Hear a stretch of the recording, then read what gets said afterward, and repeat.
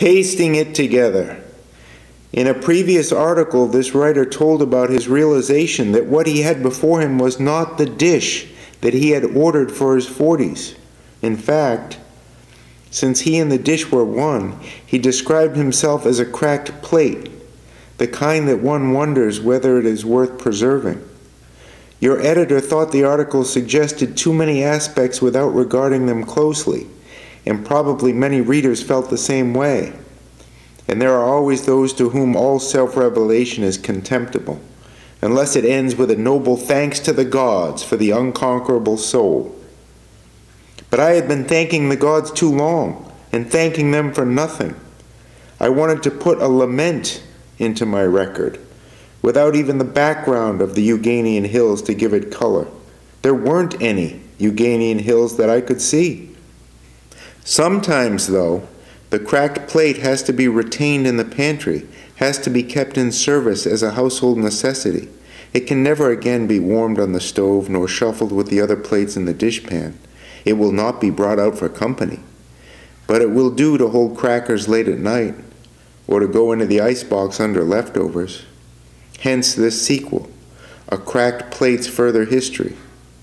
Now, the standard cure for one who is sunk is to consider those in actual destitution or physical suffering.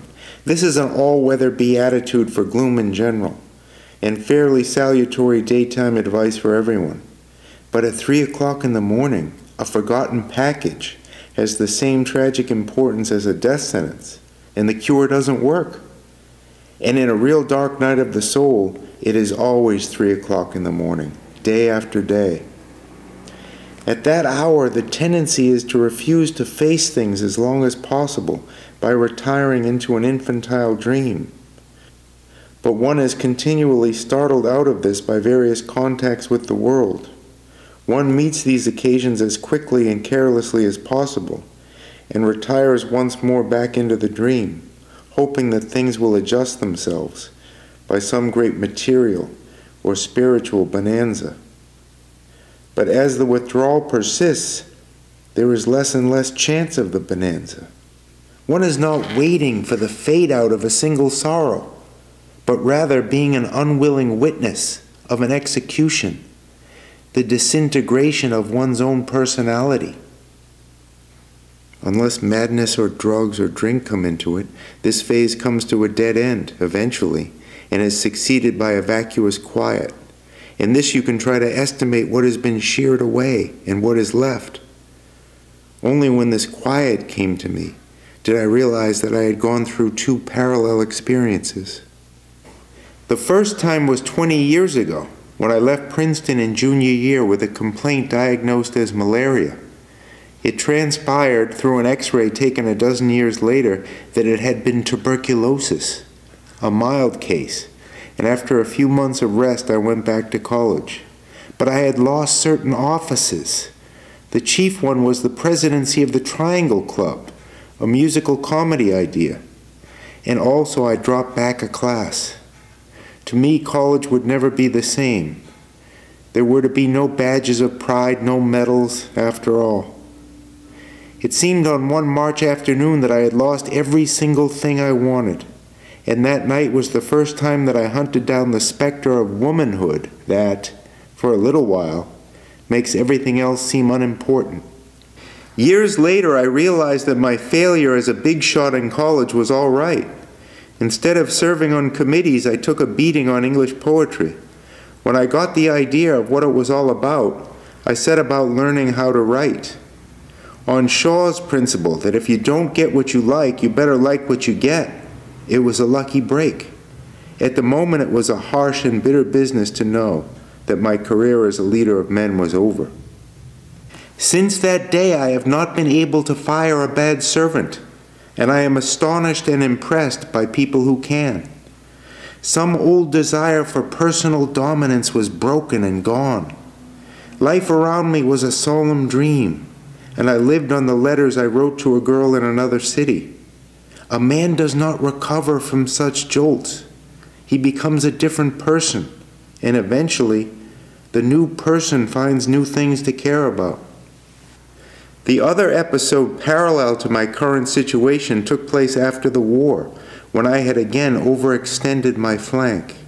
It was one of those tragic loves, doomed for lack of money, and one day the girl closed it out on the basis of common sense. During a long summer of despair, I wrote a novel instead of letters, so it came out all right, but it came out all right for a different person.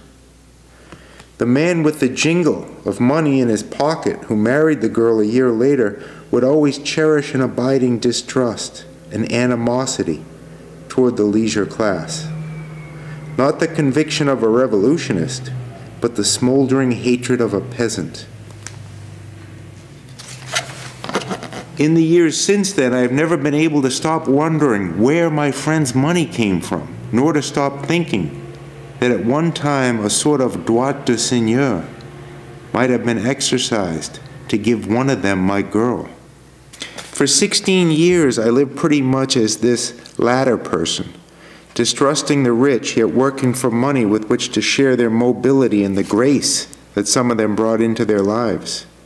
During this time, I had plenty of the usual horses shot from under me. I remember some of their names: punctured pride, thwarted expectation, faithless, show-off, hard hit, never again. And after a while, I wasn't 25. Then not even 35. And nothing was quite as good. But in all these years, I don't remember a moment of discouragement. I saw honest men through moods of suicidal gloom. Some of them gave up and died. Others adjusted themselves and went on to a larger success than mine. But my morale never sank below the level of self-disgust when I had put on some unsightly personal show. Trouble has no necessary connection with discouragement. Discouragement has a germ of its own, as different from trouble as arthritis is different from a stiff joint. When a new sky cut off the sun last spring, I didn't at first relate it to what had happened 15 or 20 years ago. Only gradually did a certain family resemblance come through, an overextension of the flank, a burning of the candle at both ends, a call upon physical resources that I did not command, like a man overdrawing at his bank. In its impact, this blow was more violent than the other two, but it was the same in kind. A feeling that I was standing at twilight on a deserted range, with an empty rifle in my hands, and the targets down. No problem set, simply a silence, with only the sound of my own breathing. In this silence, there was a vast irresponsibility toward every obligation, a deflation of all my values, a passionate belief in order, a disregard of motives or consequences in favor of guesswork and prophecy, a feeling that craft and industry would have a place in any world. One by one, these and other convictions were swept away. I saw that the novel, which at my maturity was the strongest and supplest medium for conveying thought and emotion from one human being to another, was becoming subordinated to a mechanical and communal art that, whether in the hands of Hollywood merchants or Russian idealists, was capable of reflecting only the tritest thought, the most obvious emotion. It was an art in which words were subordinate to images, where personality was worn down to the inevitable low gear of collaboration. As long past as 1930, I had a hunch that the talkies would make even the best-selling novelist as archaic as silent pictures. People still read, if only Professor Canby's Book of the Month. Curious children nosed at the slime of Mr. Tiffany Thayer in the drugstore libraries. But there was a rankling indignity that to me had become almost an obsession in seeing the power of the written word subordinated to another power, a more glittering, a grosser power. I set that down as an example of what haunted me during the long night. This was something I could neither accept nor struggle against, something which tended to make my efforts obsolescent, as the chain stores have crippled the small merchant, an exterior force, unbeatable. I have the sense of lecturing now, looking at a watch on the desk before me and seeing how many more minutes. Well, when I had reached this period of silence, I was forced into a measure that no one ever adopts voluntarily. I was impelled to think.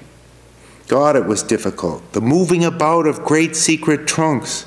In the first exhausted halt, I wondered whether I had ever thought. After a long time, I came to these conclusions, just as I write them here. 1. That I had done very little thinking, save within the problems of my craft. For 20 years, a certain man had been my intellectual conscience. That was Edmund Wilson. 2. That another man represented my sense of the good life, though I saw him once in a decade, and since then he might have been hung. He is in the fur business in the Northwest, and wouldn't like his name set down here. But in difficult situations, I had tried to think what he would have thought, how he would have acted. 3. That a third contemporary had been an artistic conscience to me. I had not imitated his infectious style, because my own, such as it is, was formed before he published anything. But there was an awful pull toward him when I was on a spot. 4. That a fourth man had come to dictate my relations with other people when these relations were successful, how to do, what to say, how to make people at least momentarily happy, in opposition to Mrs. Post's theories of how to make everyone thoroughly uncomfortable with a sort of systematized vulgarity. This always confused me and made me want to go out and get drunk. But this man had seen the game, analyzed it, and beaten it, and his word was good enough for me. 5. That my political conscience had scarcely existed for 10 years, save as an element of irony in my stuff. When I became again concerned with the system I should function under, it was a man much younger than myself who brought it to me, with a mixture of passion and fresh air. So there was not an I anymore, not a basis on which I could organize my self-respect, save my limitless capacity for toil, that it seemed I possessed no more.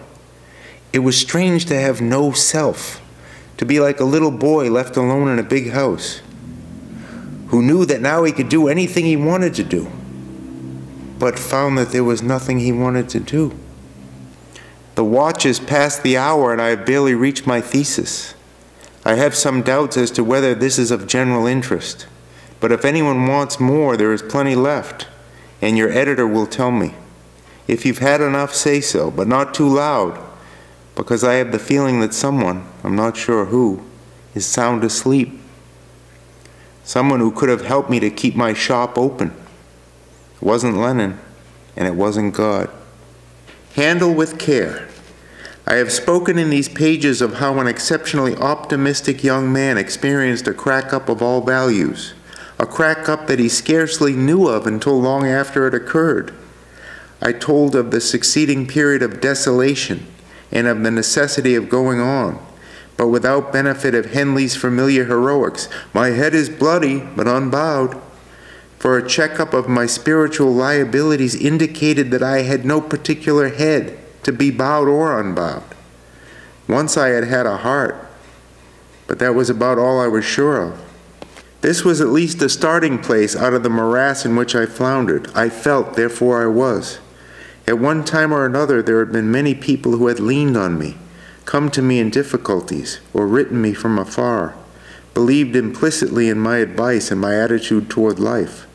The dullest platitude monger, or the most unscrupulous Rasputin, who can influence the destinies of many people, must have some individuality. So the question became one of finding why and where I had changed. Where was the leak through which, unknown to myself, my enthusiasm and my vitality had been steadily and prematurely trickling away?